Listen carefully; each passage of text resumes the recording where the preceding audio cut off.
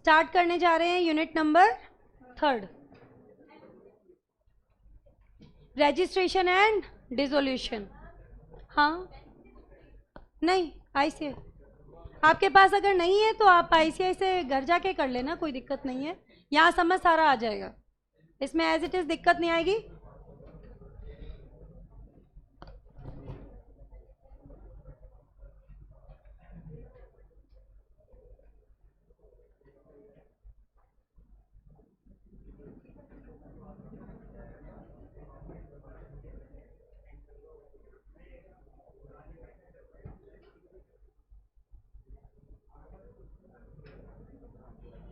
Partnership की 3 unit हैं, 3rd unit पे अपन आ चुके हैं, रजिस्ट्रेशन एंड डिसोल्यूशन।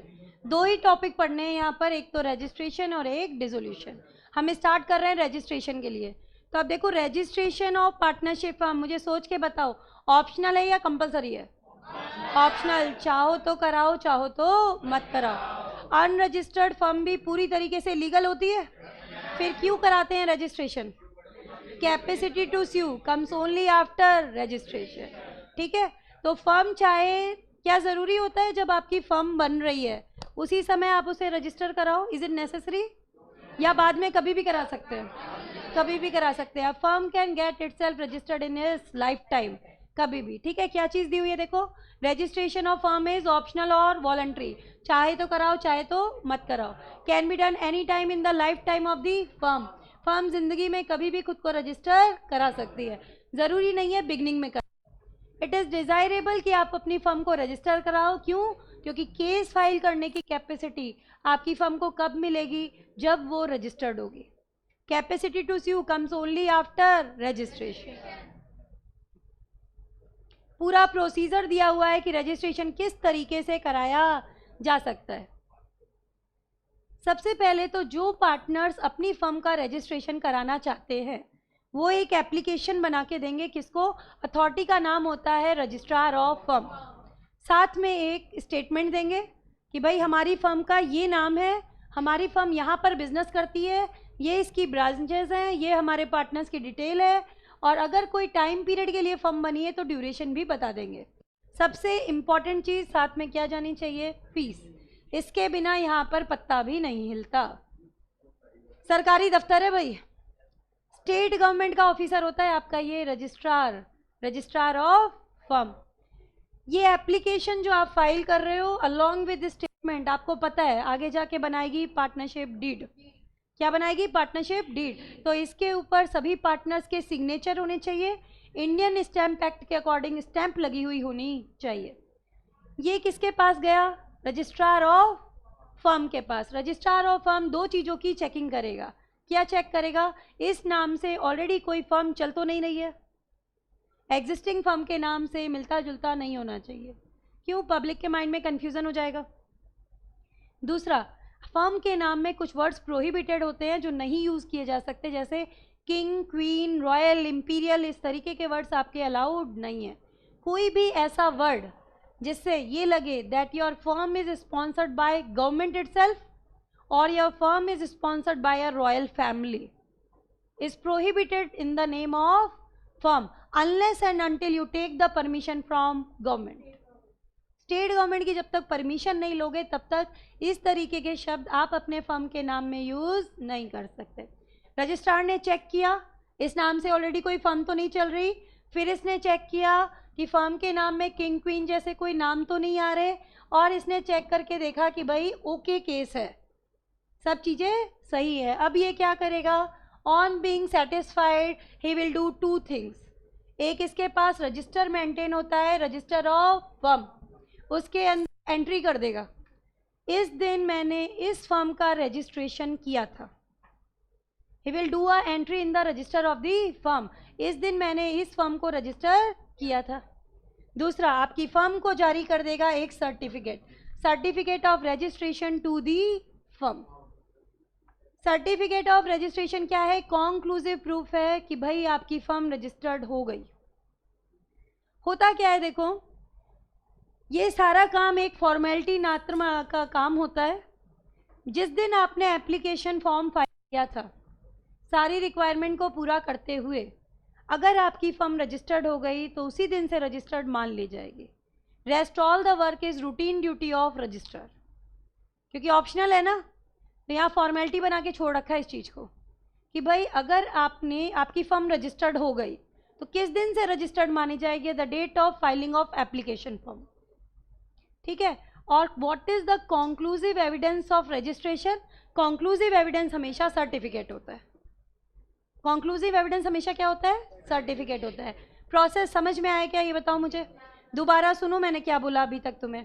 फर्म का रजिस्ट्रेशन ऑप्शनल है। मेरे साथ साथ कवर कर लेना ये टॉपिक्स, ये जो टॉपिक्स चल रहे हैं मेरे साथ साथ ही कवर करो। रजिस्ट्रेशन ऑप्शनल है, वॉलंटरी है, चाहो तो कराओ चाहो तो मत कराओ, जरूरी नहीं है स्टार्टिंग में कराओ, जीवन में कभी भी रजिस्ट्रेशन करवाया जा सकता है। अनरजिस्टर्ड फर्म भी पूरी तरीके से लीगल है। क्यों कराते हैं registration? Capacity to sue. Registration का पढ़ा हमने प्रोसेस। जो भी पार्टनर रजिस्टर कराना चाहते हैं क्या करेंगे? एक एप्लीकेशन बना के देंगे रजिस्ट्रार ऑफ फर्म को, और साथ में क्या जाएगा? एक स्टेटमेंट, ये हमारी फर्म का नाम है, ये बिजनेस करती है, ये ब्रांचेस हैं, और इतने टाइम पीरियड के लिए फर्म बनाई है, पार्टनर्स की detail and along with fees.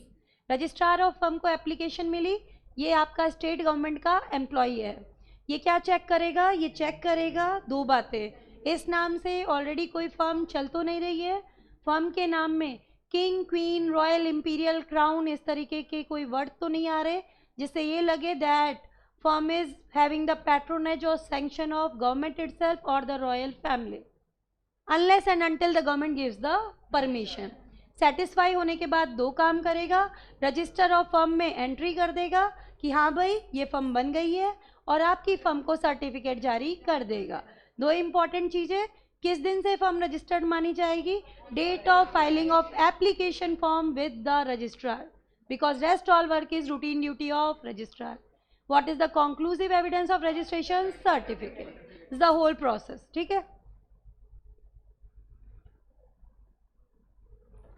Effect of consequences of non-registration of the firm, section 69. mark this topic as very very important. Theory भी आता है, प्रैक्टिकल भी आता है। Section number 69, section number 69।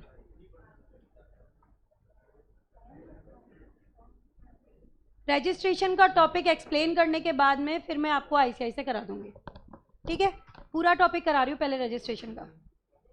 Registration के अंदर what are the disabilities of unregistration, ये topic हमारा क्या कहना चाहता है? Consequences of non registration. अगर आपने फर्म को रजिस्टर नहीं कराया, अगर आपने फर्म को रजिस्टर नहीं कराया, what are the disabilities of unregistered firm, वो हम पढ़ने जा रहे हैं। बेसिकली पार्टनर्स फर्म पे, फर्म पार्टनर्स पर केस फाइल नहीं कर सकते। ठीक है, फर्म थर्ड पार्टी पर केस फाइल नहीं कर सकती।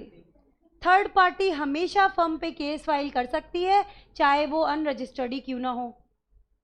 फर्म अनरजिस्टर्ड है, थर्ड पार्टी तो केस कर सकती है, फर्म थर्ड पार्टी पे नहीं कर पाएगी। और 100 रुपीज़ से ऊपर का सेट ऑफ करना चाहते हो तो आपकी फर्म का रजिस्टर्ड होना कंपलसरी है, वरना आप ये काम नहीं कर पाओगे। सेट ऑफ अभी मैं एक्सप्लेन करती हूँ। No suit against third party, समझ आया? थर्ड पार्टी के अगेंस्ट केस फाइल नहीं कर सकते। पार्टनर्स फर्म पे और फर्म पार्टनर्स पर केस फाइल नहीं कर सकते। थर्ड पार्टी हमेशा केस फाइल कर सकती है। बचा क्या तुम्हारा? Set off above ₹100 not allowed. ये समझ लो एक बार।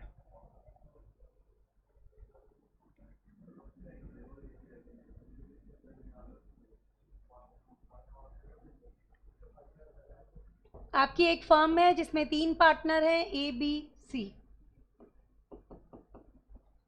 ठीक है, जो फर्म है उसको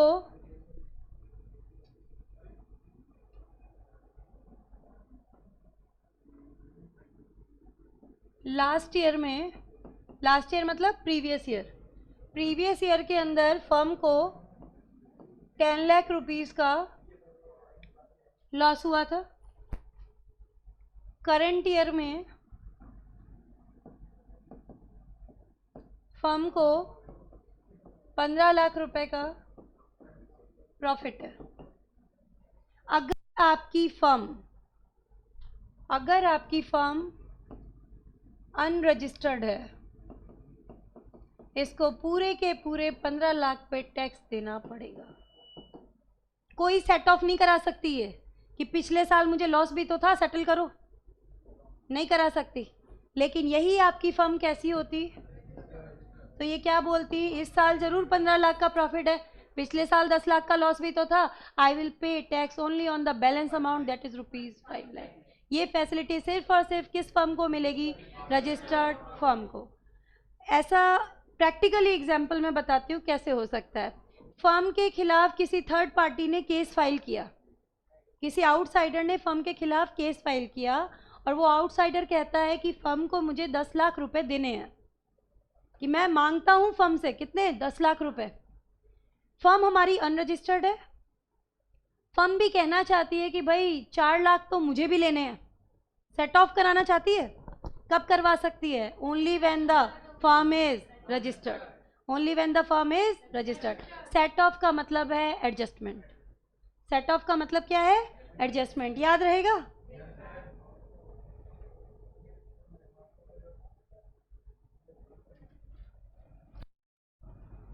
अब ये चारों पॉइंट क्लियर है ना। फर्म पार्टनर्स पर, पार्टनर्स फर्म पर केस फाइल नहीं कर सकते, फर्म थर्ड पार्टी पर केस फाइल नहीं कर सकती, थर्ड पार्टी फर्म पे केस फाइल कर सकती है। 100 रुपए से ऊपर का सेट ऑफ अलाउड नहीं है, ठीक है। अब देखो एक्सेप्शन, एक्सेप्शन मतलब अगर आपने फर्म को रजिस्टर्ड नहीं कराया तो भी इन चीज़ों पे कोई फर्क नहीं पड़ता। मतलब राइट्स तो आपके, चाहे फर्म आपकी रजिस्टर्ड हो चाहे अनरजिस्टर्ड हो, दोनों ही फर्म्स को मिलते हैं। चाहे आपकी फर्म रजिस्टर्ड हो या अनरजिस्टर्ड हो, दोनों ही फर्म्स को ये वाले राइट्स तो मिलेंगे। कैसे, देखो, थर्ड पार्टी हमेशा केस फाइल कर सकती है, कोई फर्क नहीं पड़ता आपकी फर्म रजिस्टर्ड है या अनरजिस्टर्ड। आउटसाइडर तो केस फाइल कर ही सकता है ना, कोई फर्क नहीं पड़ता आपकी फर्म रजिस्टर्ड है या नहीं है। दूसरा, अगर मामला डिसोल्यूशन का है, आपकी फर्म डिसॉल्व हो रही है, आपकी फर्म खत्म हो रही है, उस केस में पार्टनर्स फर्म पे और फर्म पार्टनर्स पर केस फाइल कर पाएगी। इन केस ऑफ डिसोल्यूशन, वो वाली जो थी ना आपकी डिसेबिलिटी, पार्टनर्स फर्म पे और फर्म पार्टनर्स पे केस नहीं कर सकती, डिसोल्यूशन के केस में वो डिसेबिलिटी खत्म हो जाती है। इन case of dissolution partners firm पे और फर्म पार्टनर्स पर केस फाइल कर सकती है। हाँ, फर्म क्या ऐसे करेगी, फर्म के बिहाफ पे किया जाता है बेटा, फर्म तो आर्टिफिशियल पर्सन है लेकिन फर्म के बिहाफ पे तो किया जा सकता है ना कि फर्म को लॉस करवा रहे हैं।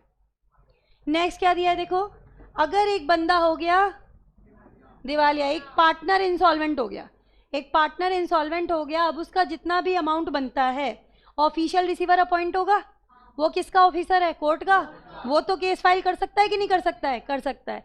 इन case of insolvency official receiver और असाइनी कैन स्यू, कोई फर्क नहीं पड़ता आपकी फर्म रजिस्टर्ड है या अनरजिस्टर्ड है। क्यों, ये कोर्ट का ऑफिसर है भाई, कोर्ट का ऑफिसर है, इसके पास पावर है, ये केस फाइल कर सकता है, कोई फर्क नहीं पड़ता आपकी फर्म रजिस्टर्ड है या अनरजिस्टर्ड है। Next, set off up to ₹100, 100 रुपये से ऊपर के लिए रजिस्टर्ड होना ज़रूरी है, मतलब 100 रुपये तक का सेट ऑफ तो अनरजिस्टर्ड फर्म भी कर सकती है, बट ये तो इतना नॉमिनल अमाउंट है कि इतना तो आने जाने का ऑटो वाला खर्चा ले लेगा, तो ये सिर्फ एक नॉमिनल नाम मात्र की लिमिट बनाई हुई है, इसका प्रैक्टिकल लाइफ में देखें तो कोई सेंस नहीं है। एक पॉइंट ऐड करो इसमें, पॉइंट नंबर 5, पहले नहीं होता था, बाद में ऐड किया आईसीआई ने, इस वजह से हमारे नोट्स में नहीं लिखा हुआ है, आप ऐड कर लो point number 5। In case of death of a partner, in case of death of a partner, legal representative can sue. In case of death of a partner, legal representative can sue. कोई फर्क नहीं पड़ता आपकी firm जो है वो registered है या नहीं है, केस फाइल किया जा सकता है। समझ आ गया क्या टॉपिक, बताओ मुझे। अब अपन इसको लेने जा रहे हैं आईसीआई से।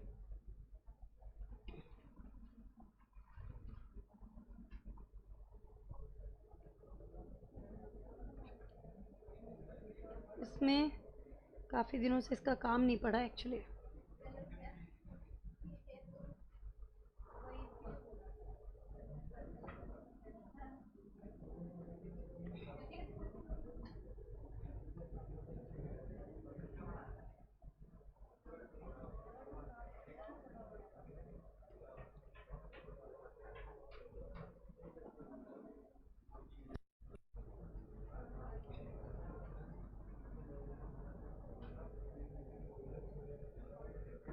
Registration and dissolution. दो सेक्शन की बात करेगा 58 और 59। 58 में एप्लीकेशन जाती है फॉर रजिस्ट्रेशन और 59 में रजिस्ट्रार रजिस्टर करता है। दो सेक्शन है 58 और 59। सबसे पहले स्टार्ट किया 58 सेक्शन। रजिस्ट्रेशन ऑफ फर्म कभी भी कराया जा सकता है। आपको क्या करना पड़ता है, डॉक्यूमेंट भेजने हैं, बाय पोस्ट भेज दो या फिर पर्सनली डिलीवर कर दो। किसको? रजिस्ट्रार को, उस एरिया के रजिस्ट्रार को जहां आपकी फर्म बिजनेस करती है, उस एरिया के रजिस्ट्रार को जहां पर आपकी फर्म बिजनेस करती है। साथ में क्या भेजोगे, एक स्टेटमेंट भेजोगे अलॉन्ग विथ प्रिस्क्राइब्ड फीस। क्या क्या स्टेटमेंट में होना चाहिए? आपकी फर्म का क्या नाम है, कहाँ पर आपकी फर्म बिजनेस करती है, ब्रांचेस की detail, other place of business branches ही तो हुई, किस दिन से पार्टनर्स ने ज्वाइन किया था, पार्टनर्स की डिटेल दे रहे हो, नेम और एड्रेस, और अगर ड्यूरेशन है तो वो भी बता दो। फीस पहले लिख दिया था। इसके साथ आपने ये एप्लीकेशन फॉरवर्ड कर दी, चाहे तो बाय पोस्ट भेज दो, चाहे तो पर्सनली उसके ऑफिस में डिलीवर कर दो।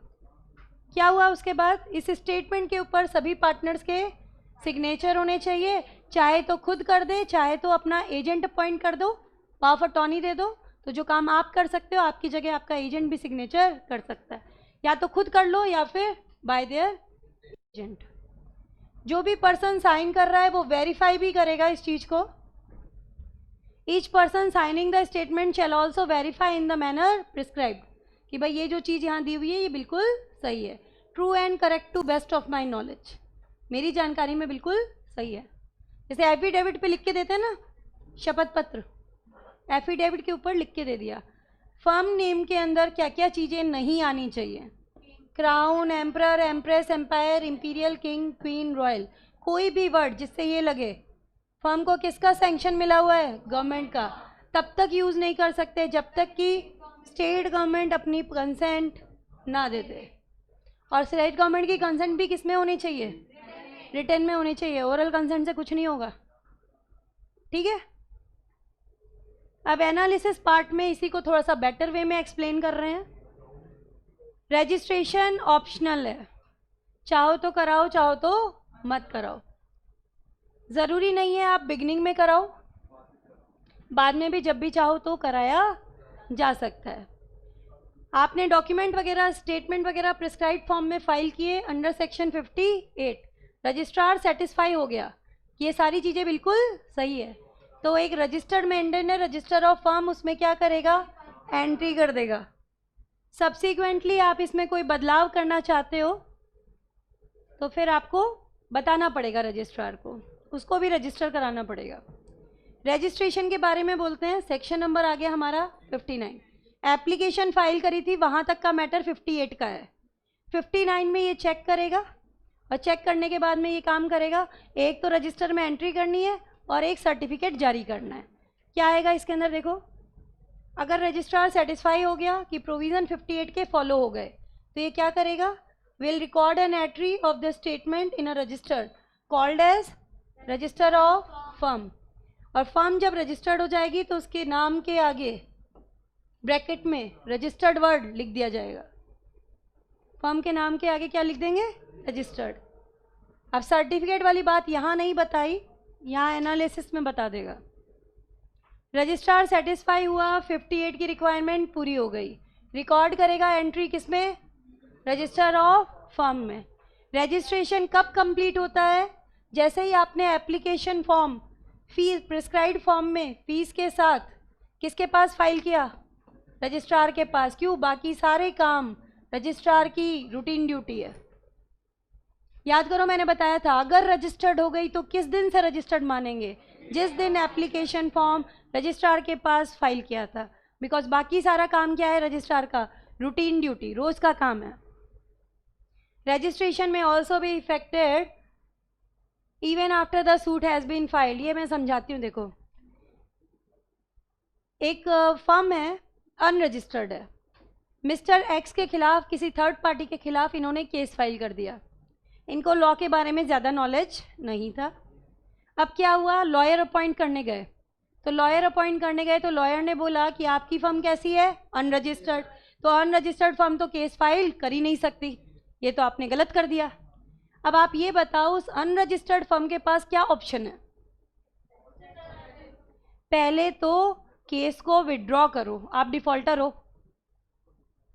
फिर फर्म को कराओ register and then refile the case, अब इन दो लाइनों को पढ़ो। First withdraw the suit, then get the firm registered, then file a fresh suit. This is the only remedy. क्योंकि भाई अपन गलती नहीं कर सकते, हमें पता है अनरजिस्टर्ड फर्म केस फाइल नहीं कर सकती, तो पहले तो केस वापस लो, विथड्रॉ द सूट। एक यहाँ पे दिया हुआ है लेट रजिस्ट्रेशन। अब बोलोगे मैम ऑप्शनल है, तो ये किस चीज़ की? भाई एक बार कार्रवाई शुरू कर दी आपने रजिस्ट्रेशन की, रजिस्ट्रार ने आपसे कोई डॉक्यूमेंट मांग लिया, आप उसे टाइम पे सप्लाई नहीं कर रहे हो, तो भाई अब यहाँ पर लेट फीस लगेगी। वैसे तो रजिस्ट्रेशन ऑप्शनल है, चाहो तो कराओ चाहो तो मत कराओ, लेकिन अगर डॉक्यूमेंट आपसे कोई मांगा गया है वो तो टाइम लिमिट में दोगे कि नहीं दोगे? भाई अथॉरिटी है, उसका टाइम वेस्ट नहीं होना चाहिए। क्या लिखा है देखो, if the statement is not sent or delivered within the time limit specified, क्या पेनल्टी लगाई जा सकती है? ₹100 per day of delay, per year of delay or part thereof. 6 महीने से ज़्यादा होते ही 1 ईयर काउंट करते हैं, और पार्ट देयर ऑफ 6 मंथ से ऊपर होते ही 1 ईयर काउंट करते हैं, राउंडिंग कर देते हैं। खैर ये तुम्हारे कहीं काम नहीं आएगी, तुम चाहो तो स्किप कर सकते हो, आएगी नहीं काम। क्यों? ऑप्शनल है रजिस्ट्रेशन।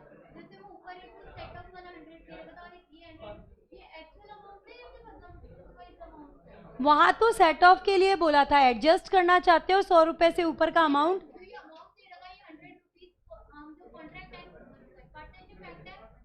मेंशन्ड है, यही अमाउंट मेंशन्ड है। इसको हम ज़्यादा कम थोड़ी ना कर सकते, सेक्शन का मैटर चल रहा है। तो I will just say just have a reading, इसका कोई लॉजिक नहीं है क्योंकि रजिस्ट्रेशन ऑप्शनल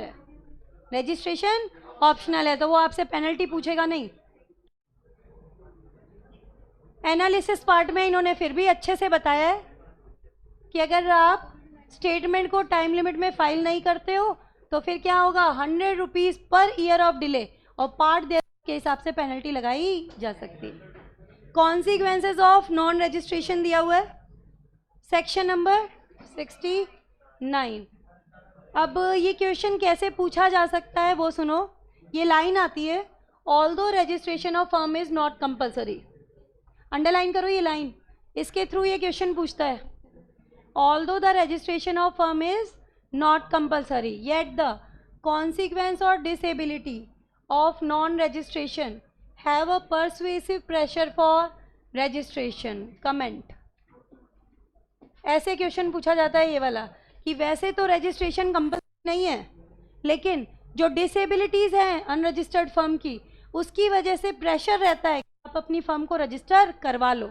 मतलब आपसे पूछना चाह रहा है what are the disabilities of unregistered firm, what are the disabilities of unregistered firm. क्या चीज़ दी है इसमें देखो, no suit in the civil court by firm or other partner against the third party. Firm या पार्टनर थर्ड पार्टी पर case file नहीं कर पाएंगे। ठीक है, केस फाइल करने के बेटा 2 जरूर चाहिए, पहला आपकी फर्म होनी चाहिए रजिस्टर्ड, दूसरा जो केस फाइल कर रहा है उस पार्टनर का नाम रजिस्ट्रार ऑफ फर्म के रजिस्टर में एज अ पार्टनर शो होना चाहिए। 2 कंडीशन पूरी होनी चाहिए तभी केस फाइल हो सकता है। पहला, फर्म कैसी होनी चाहिए, रजिस्टर्ड, दूसरा जो पार्टनर केस फाइल कर रहे हैं उनका नाम रजिस्ट्रार के रजिस्टर में एज अ पार्टनर शो होना चाहिए। क्या चीज़ लिखी हुई है देखो, फर्म या कोई भी पार्टनर जो है can not file any action against the third party unless, जब तक ये 2 काम ना हो जाए, पहला the firm is registered and दूसरा क्या दिया हुआ है, person showing have been shown in register of firm as partners. Easy language में बात बताया, only the registered firm can file a suit and the person showing have been named in register of firm as partners. दो ज़रूरतें पूरी होंगी तभी case file किया जा सकता है। पहला, फर्म कैसी होनी चाहिए? रजिस्टर्ड। दूसरा, जो केस फाइल कर रहा है उसका नाम रजिस्ट्रार के रजिस्टर में एज अ पार्टनर शो होना चाहिए। रजिस्ट्रार के रजिस्टर में एज अ पार्टनर शो होना चाहिए। तो ये आया तुम्हारा point number 1। No relief to partner for set off the claim. अगर कोई एक्शन लिया गया है और कोई भी फर्म ना तो पार्टनर क्लेम नहीं कर पाएंगे set of for value more than 100 rupees. If an action is bought against the firm bye a third party, किसी थर्ड पार्टी ने फर्म के खिलाफ केस फाइल किया, देन ना तो फर्म ना ही उसके पार्टनर सेट ऑफ करवा पाएंगे अगर वैल्यू 100 रुपये से ज़्यादा है। अगर वैल्यू 100 रुपये से ज़्यादा है। Aggrieved partner can not bring legal action against the other partners और द फर्म। एक पार्टनर दूसरे पार्टनर पर और फर्म पर केस फाइल नहीं कर पाएगा, लेकिन डिसोल्यूशन के केस में कर सकता है। डिसोल्यूशन के केस में कर सकता है, याद आ रहा है? तो a partner of unregistered firm is precluded. Precluded का मतलब लिखना प्रोहिबिटेड। प्रीक्लूडेड का मतलब है prohibited from bringing legal action against the firm, but such a person may sue for dissolution of the firm, for the accounts and the realization of the property when the firm is dissolved। मतलब in case of dissolution partners पर, partners firm पर case file कर सकते हैं, normally नहीं कर सकते, normally नहीं कर सकते। और लास्ट पॉइंट क्या कहता है? Third party can always sue the firm. Clear है कि नहीं है? बताओ बेटा। थर्ड पार्टी हमेशा केस फाइल कर सकती है। एक्सेप्शन जो हमने पढ़े थे वही 5 एक्सेप्शन है। देखो, थर्ड पार्टी हमेशा केस फाइल कर सकती है, कोई फर्क नहीं पड़ता फर्म रजिस्टर्ड है या नहीं है। दूसरा, डिसोल्यूशन के केस में फर्म पार्टनर्स पर, पार्टनर्स फर्म पर केस फाइल कर सकते हैं। ऑफिशियल रिसीवर या असाइनी जब इंसॉल्वेंट हो जाए पार्टनर केस फाइल कर सकते हैं। सेट ऑफ अगर उसकी वैल्यू 100 रुपये से ज़्यादा नहीं है तो चाहे रजिस्टर्ड हो चाहे अनरजिस्टर्ड हो, दोनों के केस में अलाउड है। Plus legal representative of the deceased partner can sue. Death वाला, डेथ केस में लीगल रिप्रेजेंटेटिव केस फाइल कर सकते हैं। हमने क्या टॉपिक लिया, एक बार फटाफट रिवाइज करते हैं, ख़त्म करते हैं, वाइंड अप करते हैं। हमने लिया यहाँ पर रजिस्ट्रेशन का टॉपिक। रजिस्ट्रेशन में 2 सेक्शन है, 58, 59। 58 में एप्लीकेशन गई, पार्टनर्स चाहे तो पर्सनली दे सकते हैं, चाहे तो बाई पोस्ट दे सकते हैं। उस एरिया के रजिस्ट्रार को देंगे जहाँ पर इनका प्लेस ऑफ बिजनेस सिचुएटेड है, फर्म काम कर रही है। साथ में जाएगा स्टेटमेंट, फर्म का ये नाम, ये प्लेस है, ये ब्रांचेज हैं, ये पार्टनर्स की डिटेल है, ड्यूरेशन है, फीस है। रजिस्ट्रार ऑफ फर्म क्या करेगा? चेक करेगा इस नाम से ऑलरेडी फर्म तो नहीं चल रही, ठीक है, और किंग किंग क्वाइल वाले नाम तो नहीं आ रहे। अगर लगता है सब कुछ सही है, 2 काम करेगा, रजिस्टर में एंट्री, सर्टिफिकेट जारी कर देगा। ठीक है, किस दिन से रजिस्टर्ड मानी जाएगी? Date of filing of application form with the registrar. Rest all work is routine duty of registrar. ठीक है, इसके बाद में पढ़ा हमने disabilities of unregistered firm. Section number क्या था तुम्हारा? 69, कि ऑल दो ऑप्शनल है लेकिन परसुएसिव प्रेशर रहता है कि आप रजिस्ट्रेशन करवाओ। क्यों? डिसेबिलिटीज़ क्या क्या है? थर्ड पार्टी हमेशा केस कर सकती है, फर्म थर्ड पार्टी पे केस नहीं कर सकती, फर्म पार्टनर पर, पार्टनर फर्म पर केस फाइल नहीं कर सकते, 100 रुपीज़ से ऊपर का सेट ऑफ अलाउड नहीं। अगर आपकी फर्म रजिस्टर्ड हो या अनरजिस्टर्ड हो, इन पे कोई असर नहीं पड़ता exception. Third party can always sue, official receiver can sue, death में legal representative can sue, set off up to ₹100 allowed है। ठीक है, डिसोल्यूशन के केस में पार्टनर फर्म पे, फर्म पार्टनर पे केस फाइल कर सकते हैं। This was up to section number 69। Registration का पूरा प्रोसेस करा दिया। कल याद दिलाना, इसका एक कराना है प्रैक्टिकल, फिर करेंगे डिसोल्यूशन वाला पोर्शन। ठीक है, तो कोई क्वेरी है किसी की? बेटा पूछ सकते हो। लक्ष्य, सोनिया, एनीथिंग, ऋतिक, कृतिका, कोई भी डाउट है बेटा आप पूछ सकते हो। यूनिट नंबर 3 स्टार्ट की अपन ने आज। छोटी यूनिट है, 2 दिन का टॉपिक है ये। वैसे रजिस्ट्रेशन हमने करीब करीब कर लिया, बचा क्या है हमारा, डिसोल्यूशन बचा है। ठीक है, चलो फिर वाइंड अप करते हैं।